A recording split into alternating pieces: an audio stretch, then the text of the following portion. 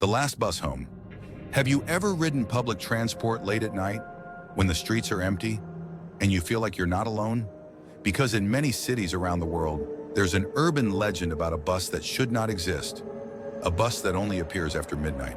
They call it the last bus home. Marco was a college student who stayed late on campus almost every night.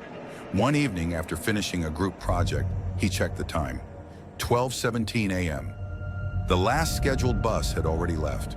Annoyed but desperate, Marco waited at the bus stop anyway. The street was silent. No cars, no people, just flickering streetlights and the sound of insects. Then, from far away, he heard the sound of an engine. A bus slowly appeared, headlights dim, route number unreadable.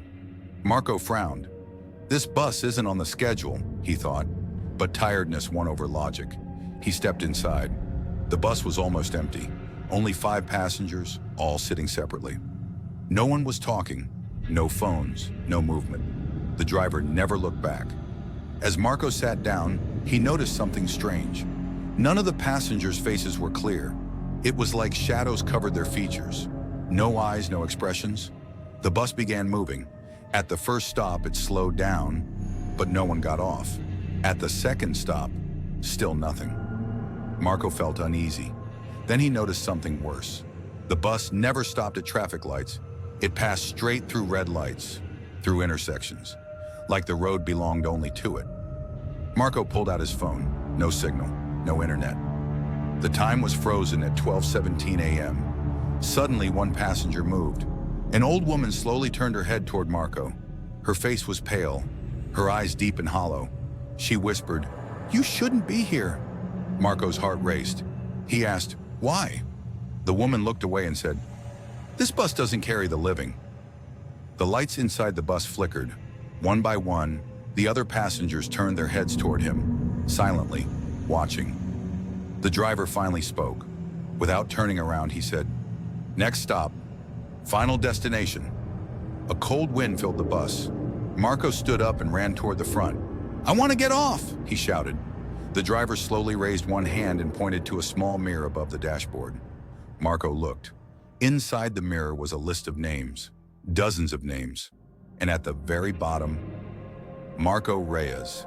The driver spoke again. "Everyone rides this bus once." Panicking, Marco remembered something his grandmother once told him. "If you're lost at night, call your name out loud." As the bus slowed down near a dark, unfamiliar stop, Marco screamed, "This is not my time!" The bus shook violently. Lights burst. Passengers screamed, not in pain, but in anger. The doors suddenly opened. Marco jumped out. He hit the ground hard, and everything went black. Marco woke up on a bench. Morning sunlight blinded him. Cars passed by. People walked normally. The bus stop sign was old, rusty, broken. A security guard ran toward him. "Are you okay? You've been here all night." Marco asked about the bus. The guard's face turned serious. "No buses run here after midnight," he said.